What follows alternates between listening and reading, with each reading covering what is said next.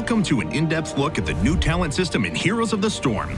In each Heroes of the Storm match, you're given a series of talents to choose from every few levels to customize your hero. These can increase the damage of your abilities, imbue your hero with special attributes, or even give your abilities all new effects. To appropriately react to your opponent's strategies, you must know how to choose talents that synergize together. Let's take Muradin, for example. Muradin starts with 3 core abilities. His Q ability, Stormbolt, throws a hammer, stunning and damaging the first enemy it hits. His W ability, Thunderclap, slows and damages nearby enemies. Dwarf Toss, his E ability, causes Muradin to leap to a target area, dealing damage to nearby enemies when he lands.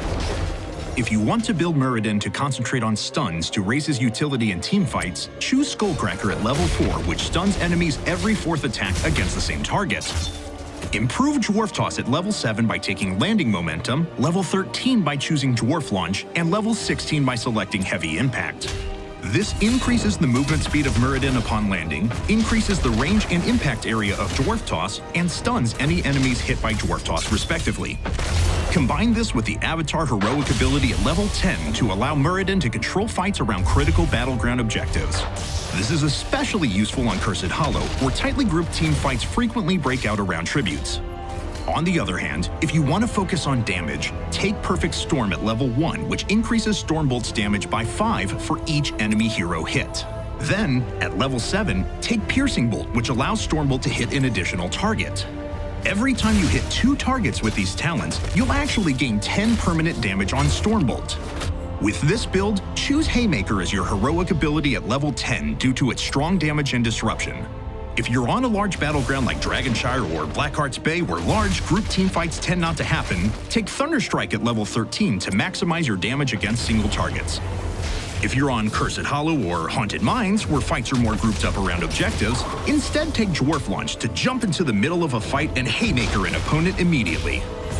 Bear in mind that each hero's match will be different than the last. Your talents allow you to specifically adapt your build to react to your team's hero composition, the opponents you're playing against, what battleground you find yourself on, and even how well your allies are assisting you.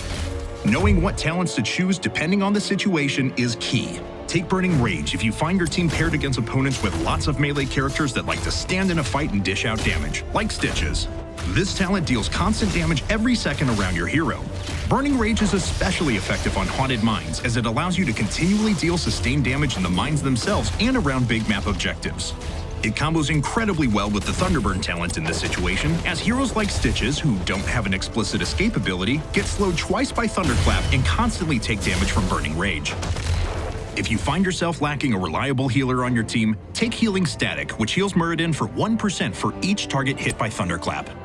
If you combo that with the Thunderburn talent from level 4, which activates a second Thunderclap shortly after the first, you can double the amount of health gained very quickly from Healing Static, giving you much more sustain in lane and in fights.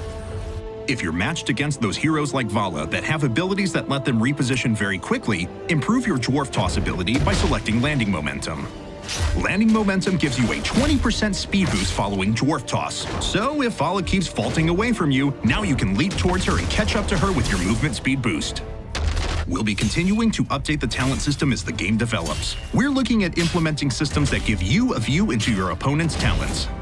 This will give you the ability to reactively choose your build depending on what you see. That's all for this video. Don't forget you can register for beta access to the game at heroesofthestorm.com. This is Kevin Nok for Blizzard Entertainment. We'll see you next time.